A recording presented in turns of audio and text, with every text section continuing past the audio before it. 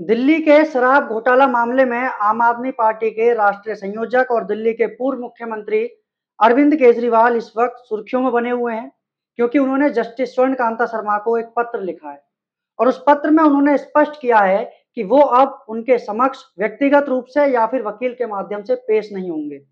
अब इस पूरे मामले में 5 बड़े सवाल खड़े होते हैं और इस वीडियो में मैं आपको उन्हीं का जवाब देने वाला हूँ।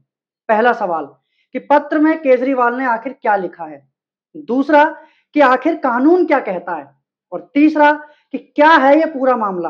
और चौथा कि अरविंद केजरीवाल की इस बेतुकी मांग ने इस केस का रुख कैसे मोड़ दिया है? और पांचवा और सबसे जरूरी कि यदि केजरीवाल कोर्ट में पेश नहीं होते हैं तो हाई कोर्ट क्या करेगा? सबसे पहला कि पत्र में आखिर केजरीवाल ने लिखा क्या है? केजरीवाल के अनुसार ये फैसला उन्होंने अपनी अंतरात्मा की आवाज पर लिया है। उन्होंने महात्मा गांधी के सत्याग्रह का हवाला देते हुए लिखा कि जब किसी व्यक्ति को लगता है कि उसके साथ अन्याय हो रहा है, न्याय की प्रक्रिया पर सवाल खड़े हो रहे हैं, वो उससे संतुष्ट नहीं है, तो उसे अपनी अंतरात्मा के अनुसार कदम उठाना चाहिए, चाहे उसके परिणाम उसके खिलाफ ही क्यों ना जाएं। उन्होंने स्पष्ट किया कि वो अब इस केस में ना तो खुद कोर्ट में पेश होंगे और ना ही उनकी तरफ से कोई वकील दलील देगा और ना ही किसी वकील के माध्यम से वो पेश होंगे। उन्होंने ये भी कहा कि वो इस निर्णय के संभावित कानूनी परिणामों को भी समझते हैं और उन्हें स्वीकार करने के लिए तैयार भी हैं। उन्होंने स्पष्ट किया कि वो आगे चलकर इस मामले में सुप्रीम कोर्ट जाने का अधिकार सुरक्षित रखते हैं। अब सवाल आता है कि इन सारी चीजों के बीच में जो असल कानून है वो क्या कहता है। अब यहाँ सबसे महत्वपूर्ण सवाल यही है कि कानून इस पूरे घटनाक्रम को किस नजरिए से देखता है और कानून इसमें क्या दलील देता है। एक्सपर्ट से जब हमने बात की, उनसे हमने इस पूरे मामले में जाना, तो विशेषज्ञों ने कई तरीके की बातें रखी, लेकिन एक्सपर्ट्स ने एक बात साफ तरीके से रखी कि जिस तरीके से ये पूरा प्रकरण चल रहा है, तो उनके अनुसार जब किसी आरोपित को ट्रायल कोर्ट से राहत मिलती है, तब भी उसे कानूनी प्रक्रिया के तहत एक बॉन्ड भरना होता है।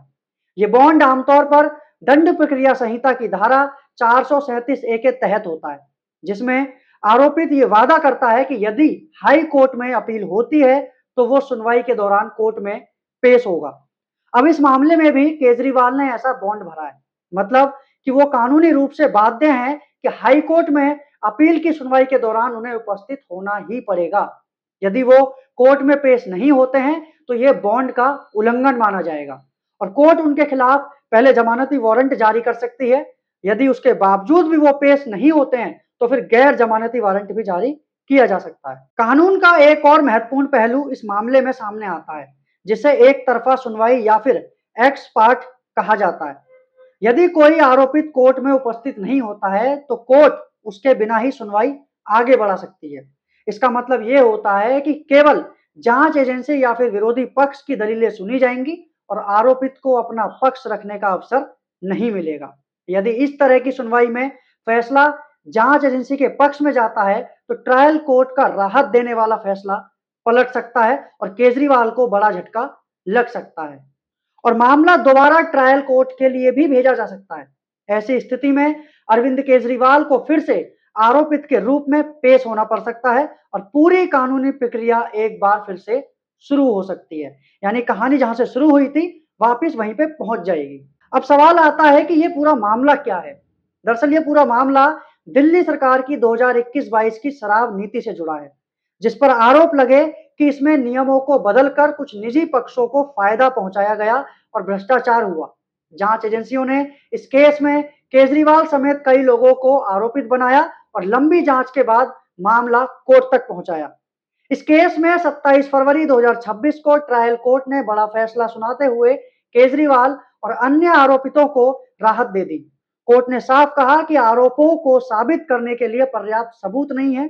इतना ही नहीं, कोर्ट ने जांच एजेंसी की कार्यप्रणाली पर भी गंभीर सवाल उठाए और जांच अधिकारी के खिलाफ कार्रवाई की सिफारिश तक की। लेकिन मामला वहां खत्म नहीं हुआ, वहीं पर रुका नहीं। ट्रायल कोर्ट के इस फैसले के खिलाफ जांच एजेंसी ने दिल्ली हाई कोर्ट में अपील दाखिल कर दी, जो अमूमन होता भी है। यह अपील जस्टिस स्वर्णकांता शर्मा की बेंच के सामने आई। हाई कोर्ट ने सुनवाई की शुरुआती चरण में ट्रायल कोर्ट के कुछ निर्देशों पर रोक लगाई और मामले को आगे सुनने का निर्णय लिया। और यहीं से केस ने एक नया मोड़ ले लिया, क्योंकि अब यहाँ पर ट्विस्ट आने वाला था। क्योंकि अब ये सिर्फ ट्रायल कोर्ट के फैसले की समीक्षा नहीं रह गया था, बल्कि हाई कोर्ट में पूरी प्रक्रिया पर फिर से खुलने की स्थिति बन गई थी। इस वजह से अरविंद केजरीवाल की एक बेतुकी मांग सामने आती है, और इसी अरविंद केजरीवाल के बेतुकी मांग ने पूरा केस का रुख मोड़ दिया। इसी दौरान अरविंद केजरीवाल ने मांग की कि इस केस की सुनवाई जस्टिस स्वर्णकांता शर्मा की बेंच से हटाकर किसी दूसरी बेंच को दे दी जाए। इस मांग के पीछे उन्होंने कॉन्फ्लिक्ट ऑफ इंटरेस्ट यानी कि हितों के टकराव का मुद्दा उठाया। उनका कहना था कि जस्टिस शर्मा के परिवार के सदस्य केंद्र सरकार के वकीलों के पैनल में हैं। अब क्योंकि इस केस में जांच एजेंसी केंद्र सरकार के अधीन है और उसकी ओर से सॉलिसिटर जनरल तुषार मेहता पेश होते हैं, इसलिए उन्हें आशंका है कि निष्पक्ष सुनवाई प्रभावित हो सकती है। हालांकि कोर्ट ने इस दलील को स्वीकार नहीं किया और जस्टिस शर्मा ने अपने आदेश में स्पष्ट किया कि केवल इस आधार पर कि जिस जज के रिश्तेदार वकालत करते हैं या किसी पैनल में हैं, ये नहीं माना जा सकता कि वो पक्षपाती है।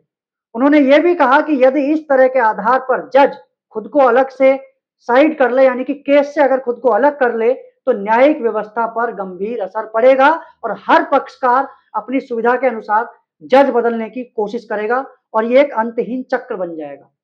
कोर्ट ने यह भी कहा कि किसी भी आरोपित या फिर पक्षकार को यह अधिकार नहीं दिया जा सकता कि वो तय करे कि उसका केस कौन सा जज सुनेगा।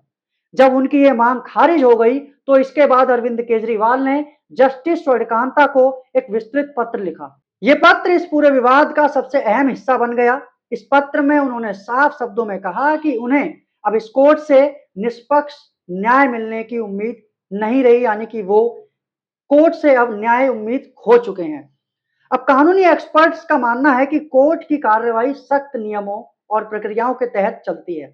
इसमें व्यक्तिगत असहमति के आधार पर कोर्ट में पेश ना होना न केवल खुद के केस को कमजोर करता है, बल्कि न्यायिक प्रक्रिया को भी प्रभावित करता है, और यह बात अरविंद केजरीवाल को समझनी होगी।